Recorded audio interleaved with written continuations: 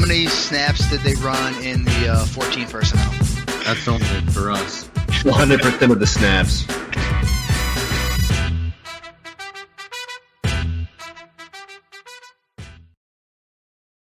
What's going on, everybody? Welcome into 14P Fantasy. I am your host, Justin Wright. Today, we're talking more Dynasty strategy, and specifically, we're talking how do you go about rebuilding a roster? Obviously, Dynasty is fun when you're contending and you're winning championships or at least competing. But on the flip side of that, rebuilding a roster is a crap ton of fun. If you end up in this situation, ideally, great managers don't have to rebuild very often. You're going to have extended windows of success or at least being competitive. But if you do find yourself needing to rebuild, there's a few things you got to work through on how to get your roster back to a championship contender. Before we get into that, remember to subscribe to the YouTube channel. Obviously, like the video, questions, comments, all that good stuff. Drop it below and we'll answer everything we can. Follow us over on Twitter. Got the handle above and below there. All right, guys, let's get into it. First tip on the list here is identify the type of rebuild you're going into. And by that, I mean there's, sometimes you can rebuild in one season. You got one down year in between, and you're back into the playoffs. It's more of a retooling than it is a true rebuild. You have a great, solid young core, but you're missing the depth. You're not hitting on draft picks, so maybe you move some draft picks to get some established veterans, and that's how you finish a rebuild. It's more of a retooling. Another one you'll see, 2 years. You got a 2-year rebuild. You're out for the playoffs for 2 seasons trying to get back to the playoffs. This is probably the most common where you're going to look at a roster and say, all right, I got the young guys, the young wide receivers I want to build around. Maybe you have a rookie running back or two, and you're tearing everything else down. You're getting rid of the older running backs, the old wide receivers, any win now assets, QBs. You're shipping everybody out for draft picks, for guys that, coming off of down seasons, you're trying to buy up value. That is, probably the most typical rebuild you're going to see, that like true tear it down to the studs type of rebuild. And if you got that, it's a ton of fun, but you're about to lose a bunch of money for the next couple of seasons. And after that, a 3-year plus rebuild, quit. What are you doing? If you're rebuilding for 3 years, you're not good at dynasty football, most likely. And, it sucks to hear that. Don't leave your league high and dry, but try to find another startup or something, because if you have just dug yourself that big of a hole, it should never take anybody that long to turn a team around, to at least become semi-competitive. So if you're looking at that, I don't know, rethink fantasy football, maybe rethink dynasty, man. I don't know. That's your call, but just try to avoid those if you can. Nobody wants to be in that spot, but if you do end up in there, good luck. Number 2, though, the number, one of the biggest tips you have here, and it seems obvious, but people are very, averse to trading running backs. Trade the older running backs. Now, again, if you're looking at that 1-year rebuild, the type of guys you're going to look to trade are running backs, the average age, that everybody talks about shipping them out, 26 years old. So you're looking at, if you roster Aaron Jones or Dalvin Cook or Derrick Henry and you weren't competitive this season, one, you probably should have traded them midseason, but trade them in the offseason, go get some picks back. Most likely you're not getting young running backs for these guys. Everybody hoards young running backs, and rightfully so. They're very difficult to find. So, you're trading for probably young wide receivers, high-end draft picks, and that's fine. Those can be the building blocks of your dynasty team. And when you're making trades, trade for wide receivers, draft running backs. That is typically the best way to go about building your dynasty roster. You build your core with wide receivers, and you fill in running backs when you are ready to compete.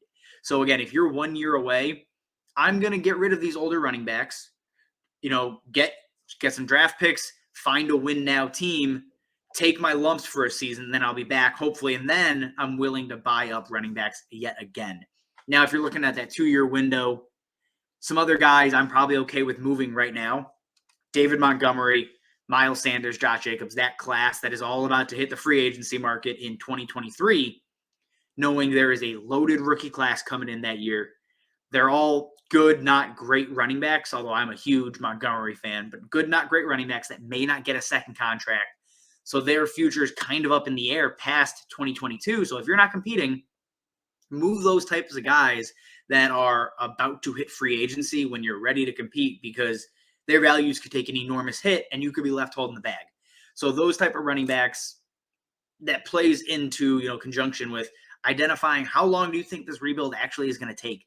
Because if it's a 1-year thing, you're going to hold JT, all those stud running backs.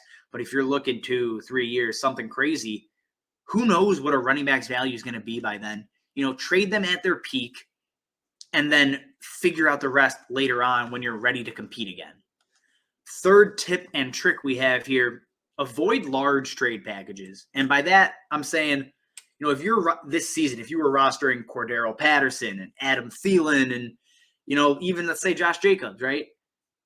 Don't trade them all in one huge package to get a few pieces back, or, 1 or 2 high-end pieces. If you're rebuilding, you want as many chances as you can get at elite players, which means I want several draft picks. And most likely you're not going to get that if you're packaging up your players. But you may get a better draft pick, but you're not going to get the quantity you need, if you're looking at a large rebuild. Trade Adam Thielen. You could have traded him probably for 2 seconds. That's great. Trade Cordero Patterson for a late first, maybe, if someone had lost Derrick Henry and was truly desperate. Josh Jacobs, trade for a late first and a second if you can get that in a non-super flex league, rather than, trading 2 of them or all 3 of them for like 2 firsts and a second. You know what I mean? Like, you want to spread out those assets to different owners to diversify your draft picks, diversify the player pool you have access to. And that gives you better chances at acquiring, superstar players where you win dynasty rosters. And just a side note, this isn't even a true tip or trick. Go after second round picks. Go after second round picks very hard in your dynasty drafts. People love to just throw them in as, this will get a trade over the top. Here's a second rounder. Same with third rounders. I look to scoop those up everywhere because you can find guys late that have value. Do all of them hit? No, of course not. But in most dynasty leagues, people fall in love with those second and third round guys, and they'll pay a premium to acquire them, even though, they could have just kept their second round pick and drafted them for a whole lot cheaper. People are dumb about that. So you play the market, you play the value, and that's a huge piece of, why you want to avoid those large trade packages, to just get as many assets as humanly possible during your rebuild. Another piece here, and I've kind of talked about this, trade your win now pieces or your veterans in season. Don't try to sell everybody on Adam Thielen in March. Nobody wants Adam Thielen in March because he's Adam Thielen. He's 32 years old and he's just getting older, and people are going to see his age and immediately get scared off.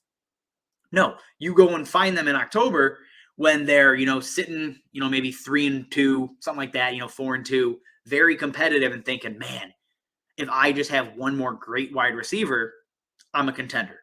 Then you say, oh, here's Adam Thielen. You trade Adam Thielen for multiple draft picks, or, I saw Thielen go for Michael Pittman in a league.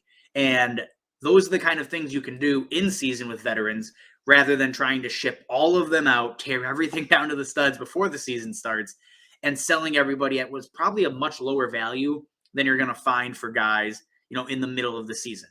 Cordero Patterson is another example where obviously that man had zero value in the offseason. Come middle of the year, he's an RB1. People are dying to get him in dynasty leagues. If I could have traded him for a second round pick, I would have done it in a heartbeat because you turned nothing into something.